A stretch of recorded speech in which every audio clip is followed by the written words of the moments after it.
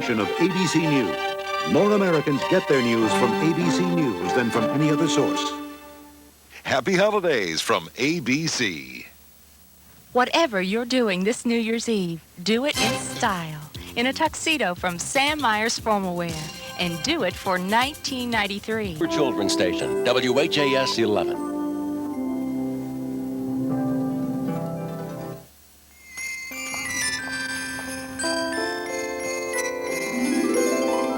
The Walnut Street Baptist Church Chancel Choir and WHAS 11 present The Gifts of Christmas.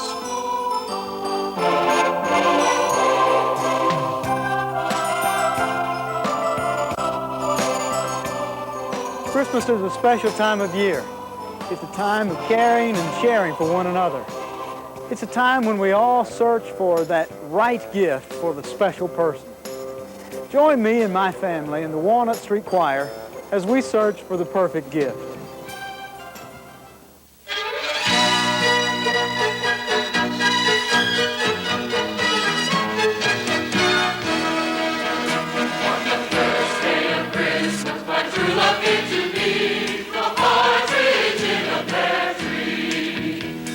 Second day of Christmas, like true love came to me. Two turtle doves and a partridge in a pear tree. On the third day of Christmas,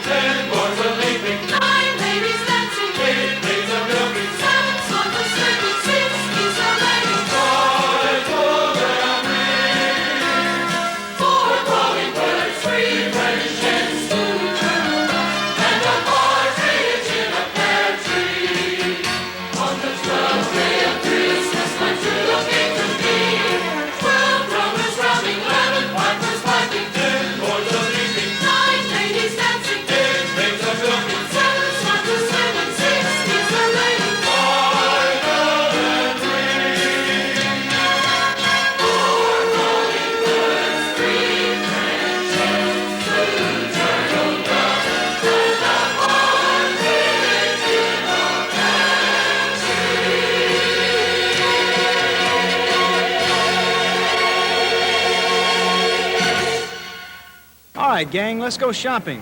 But before we do, maybe it's a good idea if you tell your mom and I what you want for Christmas. Victoria, if you could have anything under the Christmas tree on Christmas morning, what would you want? A Barbie doll. A Barbie doll. Veronica, what would be really special for you for Christmas this year? Some jewelry and maybe a phone. Valerie, what would you like to have for Christmas? I'd like some new clothes. All right, well, let's go shopping.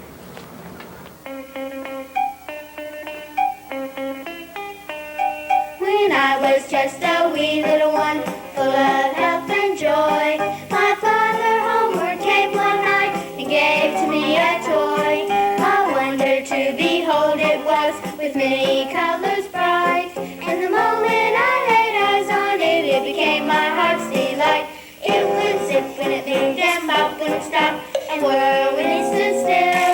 I never knew just what it was, and I guess I never will. The first time that I picked it up, I had a big surprise. For right on its bottom were two big buttons that looked like big green eyes. I first pushed one and then the other, and then I twisted its lid. And when I set it down again, here is what it did. It went zip when it moved and bop when it stopped and whirr when it stood still. I never knew just what it was, and I guess I never will. It first marched left and then marched right and then marched under a chair. And when I looked where it had gone, it wasn't even there. I started to cry and my daddy laughed, for he knew that I would find.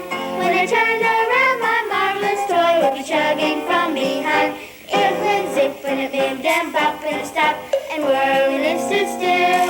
I never knew just what it was, and I guess I never will.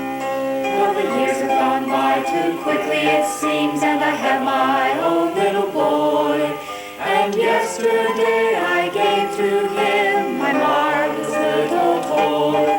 His eyes nearly popped right out of his head, and he gave a squeal of glee. Neither one of us knows just what it is, but he loves it just like me. It still goes zip, zip, zip, bop, bop, bop, whir, whir, whir, whir. I never knew just what it was, and I guess I never will.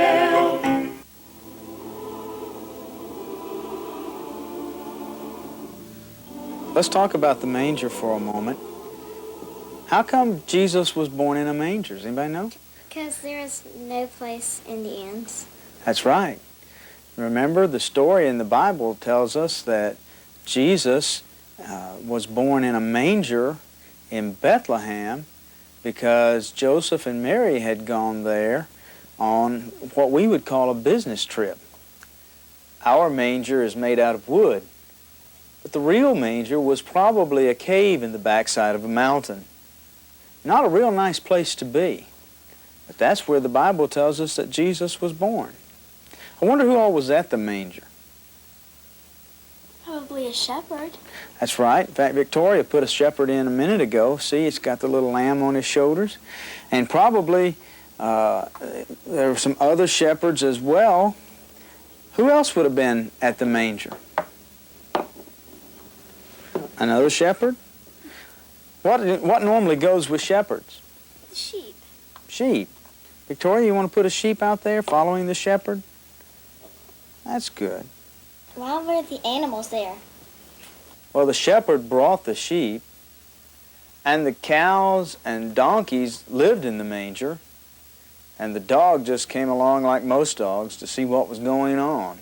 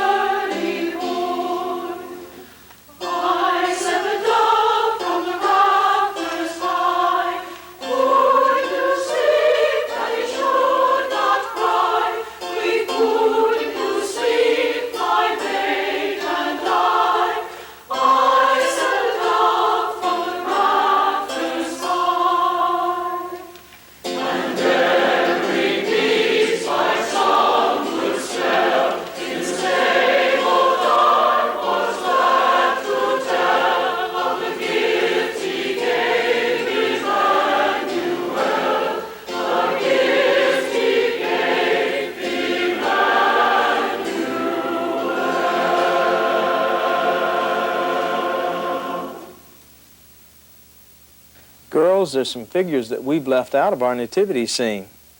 We've forgotten the wise men. Do you want to put the wise men in?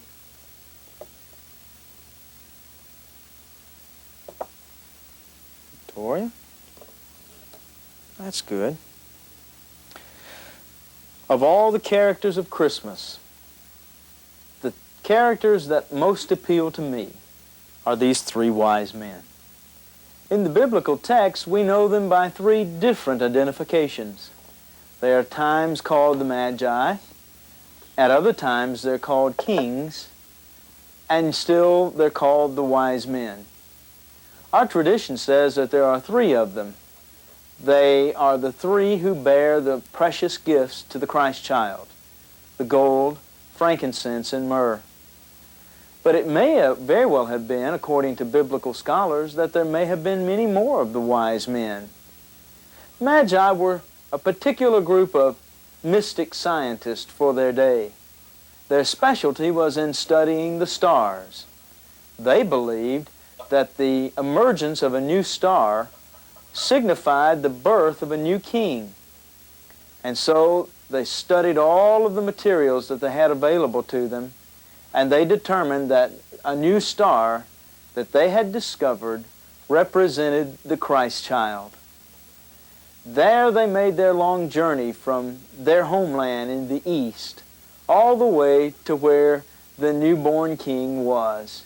It's a wonderful story. They're called kings occasionally because in the Old Testament it was said that kings would bring gifts to this newborn king. But my favorite title for them is wise men. Wise because they're willing to follow God. They're willing to seek out all that they can discover about God. And in that sense, they're not much different than you and me. We can also be wise. And I think that's one of the wonderful stories about Christmas. I love these three wise men. What they say to us about this newborn king is a wonderful, beautiful mystery of Christmas.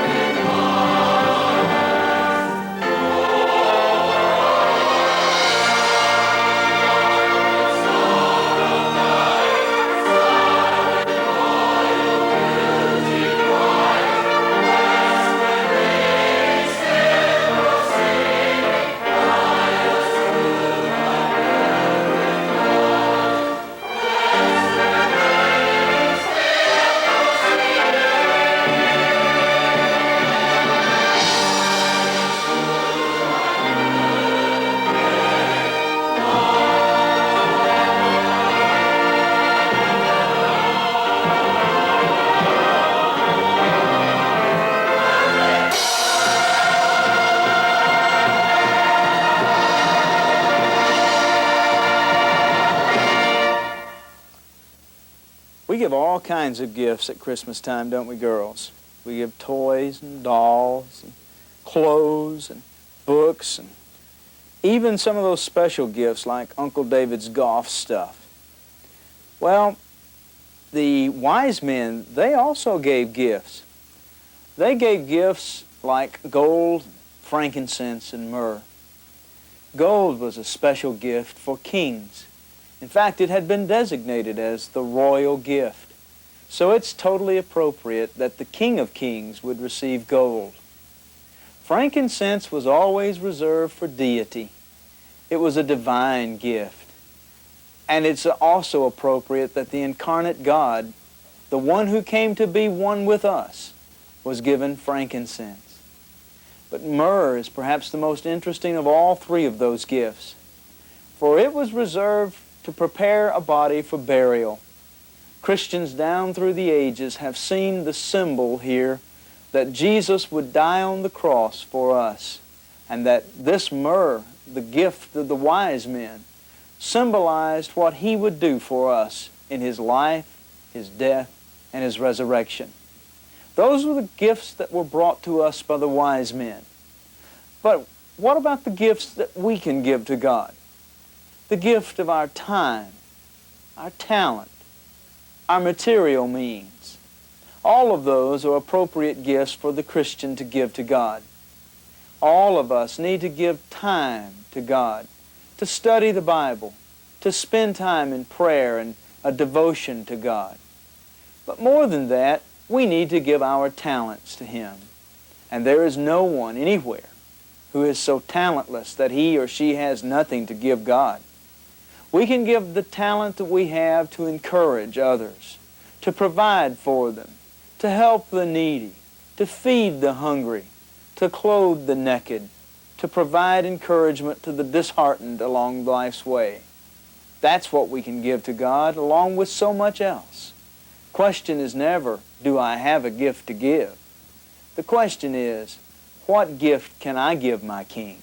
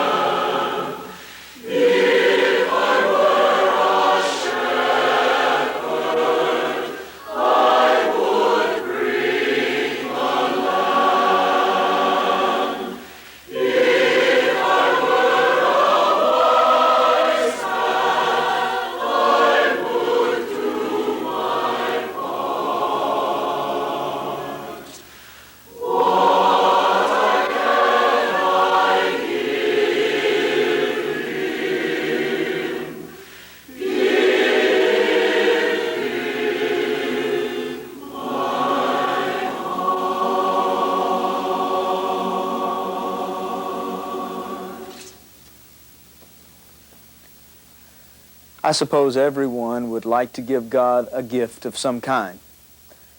Perhaps it's a talent that we feel we are particularly blessed with, or it could be our time or material resources. Most folks everywhere would like to give God a gift. Some would do that because they have a genuine love for God. Others might do it because they would like to have a feeling of God owing them. But the truth is, no one can ever have God owe them. Because no matter how spectacular our gift might ever be, the greatest gift ever given is nothing that you and I might give to God. Rather, it's what God has already given to us in the babe born in a manger. Sometimes at Christmas we forget that there's a wonderful connection between the babe of Bethlehem and the Christ of Calvary's cross. But indeed, those two ideas go together.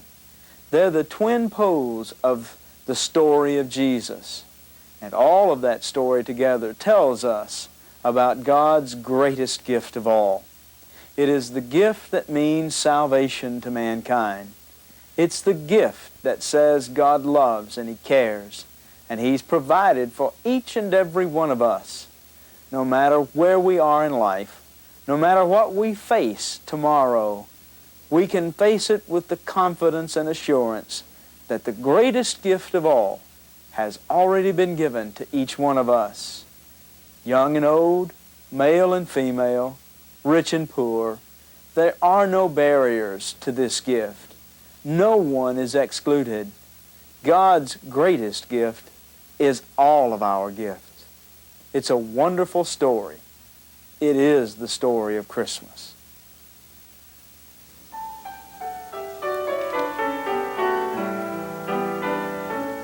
There are gifts that come to each of us that bring happiness and surprise.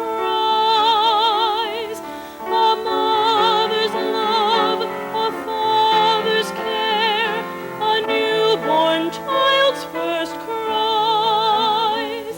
What a greatest gift came from heaven above, and was born in a stable one day. As the angels sang, proclaiming this gift, laid a very young manger of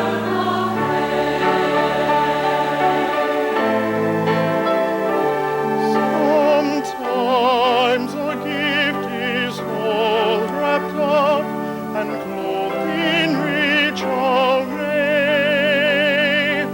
carefully chosen for a special one to give on some special day.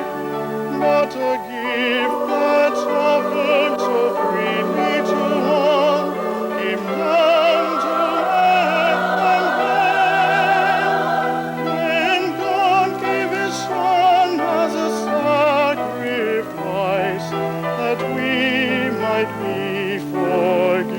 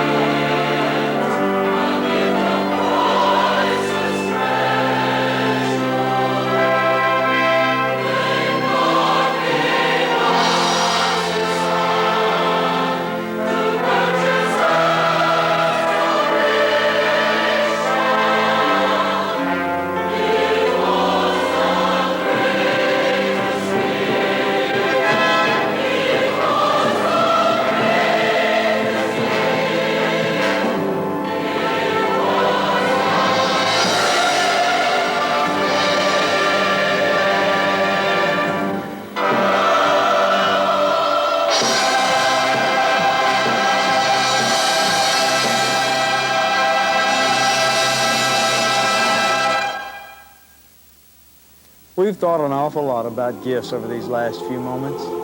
What we'd really like to say to you is, from the entire Walnut Street family, this is our gift to you. It comes to you with our very best wishes for a most Merry Christmas and a happy and blessed new year.